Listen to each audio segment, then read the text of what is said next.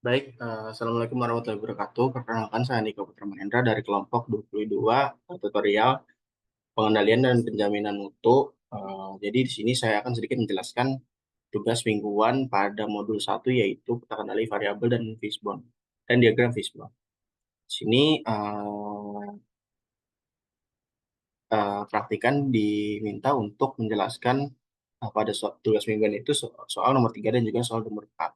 Jadi di sini pada soal nomor 3 itu, PT Asuk Manufacturing merupakan produsen ban mobil yang mengutamakan keselamatan pengendara. Karakteristik mutu utama yang dikontrol dalam proses produksi ban yaitu tekanan burst untuk memastikan standar keamanan internasional. Departemen QC melakukan pemeriksaan rutin setiap bulan selama 12 bulan berturut-turut. Pada setiap bulan, 12 unit sampel diambil secara random dari jalur produksi untuk diuji tekanan burstnya menggunakan burst pressure tester. Hasil uji tekanan untuk setiap sampel ban dicatat sebagaimana ditampilkan pada tabel 3. Jadi di sini ada sampel dari hasil tes apa namanya tes tekanan burst dari 12 ban dalam rentang 12 bulan. Lalu di sini tabelnya itu sudah ada dan di sini langkah pertama yang kita lakukan adalah ini apa namanya memindahkan tabel yang ada di sini ke Excel ini. Jadi sini saya sudah memindahkan data-datanya sudah sesuai juga. Jadi lalu di sini pertanyaannya ada nomor satu yang A itu adalah hitunglah batas kendali atas dan batas kendali bawah untuk pusat proses atau center life dan buatlah peta kendali yang sesuai berdasarkan data tabel 3. Jadi di sini kita akan menyelesaikannya menggunakan software Studio dulu. Di sini kita akan menggunakan dua package yaitu Read Excel dan juga QCC. Read Excel itu untuk membaca data yang ada di Excel tadi, lalu QCC itu untuk membuat peta kendalinya. Lalu di sini kita akan menggunakan peta kendali X bar dan juga peta kendali S. Kenapa? Karena peta kendali X bar itu digunakan ketika sampel yang diambil itu lebih dari 10 atau melebihi dari 10. Karena sampel yang diambil tadi ada 12, makanya kita menggunakan peta kendali X bar dan juga S. Sini untuk nomor 3 kita baca aja dulu si Excel-nya. Lalu di sini kita akan menghilangkan kolom yaitu kolom yang berisi bulan-bulannya. Nah, jika sudah dihilangkan akan ada tulisan seperti ini. Lalu kita akan membuat peta kendali S. Nah, di sini sudah terlihat peta kendali S-nya. Di sini tidak terlihat ada peta atau data yang keluar batas kendali atas maupun bawah. Untuk lebih lanjutnya atau lebih jelasnya bisa lihat di sintaks yang ada violations ini. Jadi di sini tidak ada yang melebihi batas ataupun melanggar aturan yang ada 8 itu. Terus di sini ada summary-nya, di mana di summary itu ada ininya nih apa namanya center line-nya atau center of group statistik. Jadi center of group statistik itu merupakan standar deviasi dari keseluruhan sampel ini. Lalu rata-rata dari standar deviasi yang ada di seluruh sampel. Lalu di sini LCL-nya itu sebesar 0,4653684, lalu UCL-nya itu 2,167462. LCL itu adalah batas kendali bawah, UCL itu adalah batas kendali atas. Nah, selanjutnya kita akan membuat peta kendali X bar. Bisa dilihat di sini ada dua titik yang melewati batas atas juga melewati batas kendali bawah. Jadi untuk lebih lanjutnya kita bisa running syntax yang ada violations-nya. Jadi di sini ada dua yaitu kolom 9 dan juga kolom 5. Kolom 9 itu melebihi batas kendali atas, kolom 5 itu melebihi batas kendali bawah. Jadi di sini kita untuk menindaklanjutinya itu kita hapus dulu kolom 9 dan juga kolom 5-nya, lalu akan kita buat peta kendali X bar yang perbaikan. Nah, sudah dihapus dengan apa namanya, sintaks yang atas ini, lalu kita akan membuat peta kendali X bar yang perbaikan. Di sini sebelumnya itu senternya atau rata-ratanya itu 146,680,680,680 dengan standar deviasi 1,151,113, lalu LCL-nya itu sebesar 145,6837 dengan UCL-nya itu sebesar 147,6774.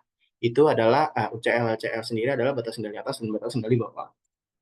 Lalu di sini setelah dilakukan perbaikan, karena tadi ada data yang dihapus, yaitu data kolom 9 dan juga data kolom 5, di sini otomatis data akan berubah karena datanya itu ada yang berkurang. Jadi senternya itu menjadi 146,9917, standar deviasinya 1,203335, lalu di sini UCL LCN-nya itu sebesar, atau batas kendali bawahnya itu sebesar 145,9033, atau bisa kita lihat di sini 145,9033, lalu UCL atau batas kendali atasnya itu 148,0802. Selanjutnya akan kita kerjakan di Minitab. Jadi di sini kita sudah memindahkan data yang ada di Excel ke Minitab. Lalu di sini kita mencet Start, lalu ada Control Chart yang X bar S. Jadi di sini kita pilih aja semuanya, lalu kita select, lalu oke. Nah, seperti yang sebelumnya sudah saya jelaskan, di sini ada dua yang melebihi batas atas maupun melebihi batas bawah. Dengan UCL 1,147,847 dan CL-nya atau center line-nya itu ada sebesar 146,681, lalu LCL-nya itu sebesar 145,514. Lalu di sini adalah peta kendali apa tadi namanya? Peta kendali S. Ya, peta kendali S. Iya benar. Jadi peta kendali S-nya ini di sini nilai UCL-nya itu sebesar 2,167, lalu S-nya itu atau center line-nya itu sebesar 1,316, lalu CLCL-nya atau batas kendali bawahnya itu sebesar 0,465. Oke, selanjutnya di sini ada soal nomor 4. Oh, sebelumnya itu adalah jawaban yang untuk yang A. Untuk yang jawaban yang B, menggunakan pola aturan tidak wajar pada peta kendali, apakah proses tersebut sudah terkendali? Jelaskan dan memberikan alasan berdasarkan peta kendali yang dibuat. Jadi di sini untuk kedua peta ini, untuk keseluruhan nomor 3 ini belum bisa dikatakan terkendali. Kenapa? Karena di sini masih ada data yang melewati batas atas bawah dan batas kontrol bawah dan batas kontrol atas. Makanya belum bisa dibilang terkendali untuk nomor 3.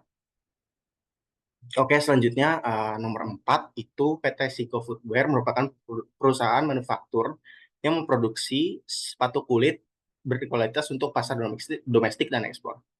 Setelah dilakukan evaluasi kualitas menggunakan pendekatan statistika quality control, ditemukan bahwa beberapa karakteristik mutu prediktif seperti kekuatan jahitan, ketahanan sol, finishing permukaan, dan kerataan bentuk menunjukkan hasil yang tidak memenuhi standar yang ditetapkan. Untuk mengidentifikasi akar permasalahan dari cacat produk sepatu yang sering terjadi, Departemen QC melakukan analisis menggunakan fishbone diagram atau diagram tulang ikan untuk cost dan efek diagram. Analisis dilakukan berdasarkan 6 faktor, yaitu 6M dan 1E.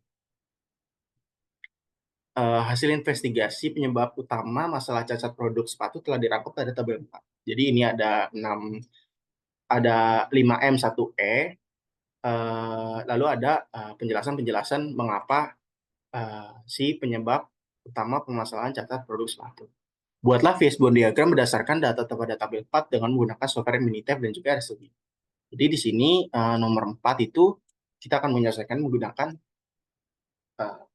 RStudio terlebih dahulu. Jadi di sini itu kita seperti biasa harus membaca file Excel yang sudah kita buat, yaitu yang ini. Lalu di sini kita menjalankan sintaks-sintaksnya dengan yang terdiri dari main, machine, method, material, measurement, dan environment. atau 5M1E. Nah, jika sudah kita run, sini akan terlihat apa? Akan terlihat si peta kendali bukan peta fishbone diagramnya, yaitu penyebab utama permasalahan cacat produk pada sepatu. Yang pertama itu ada main-nya. Main-nya itu yaitu operator yang kurang teliti, dan operatornya kurang terlatih. Nah, untuk mesinnya itu mesin jahit tidak terkalibrasi, pisau pemotong sudah tumpul, mesin presol bermasalah. Lalu untuk metodenya, SOP pemotongan tidak konsisten, proses perekat tidak standar, waktu pengeringan bervariasi. Lalu untuk materialnya, bahan sol mudah retak, kualitas kulit bervariasi, pengukuran ketebalan peralatan, eh, pengukuran ketebalan apa itu? Pengukuran ketebalan perekat tidak tepat. Lalu pengukuran dimensi sol tidak tepat. Lalu untuk environment, pencahayaan ruang kurang, dan debu kotoran yang berlebih. Mohon maaf sebelumnya di sini karena tidak kelihatan, sedikit tidak kelihatan ya. Nah, lalu selanjutnya di software Minitab. Sebelumnya kita juga sudah memindahkan dari Excel ke Minitab ini. Kita akan mencet start, lalu untuk quality tools, yaitu cause and effect. Nah, jadi di sini pada masing-masing causesnya ini kita pencet, yaitu yang main itu yang main, yang mesinnya itu kita pencet mesin lalu select, material itu pencet material lalu select, dan seterusnya. Nah, jadi di sini efeknya itu terjadinya cacat pada produk sepatu. Lalu untuk title-nya, Fishbone Diagram penyebab utama permasalahan produk sepatu. Cacat produk sepatu. Pencet OK.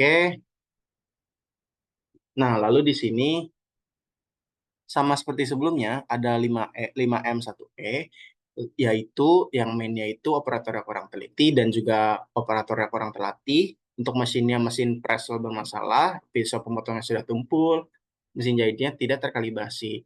Lalu untuk materialnya, kualitas kulit bervariasi, bahan sol mudah retak, lalu metodenya, waktu pengeringan bervariasi, proses perekat tidak standar, SOP pemotongan tidak konsisten. Lalu measurementnya, pengukuran dimensi sol tidak tepat, pengukuran ketebalan perekat tidak tepat, debu dan kotoran berlebihan, pencahayaan ruang kurang.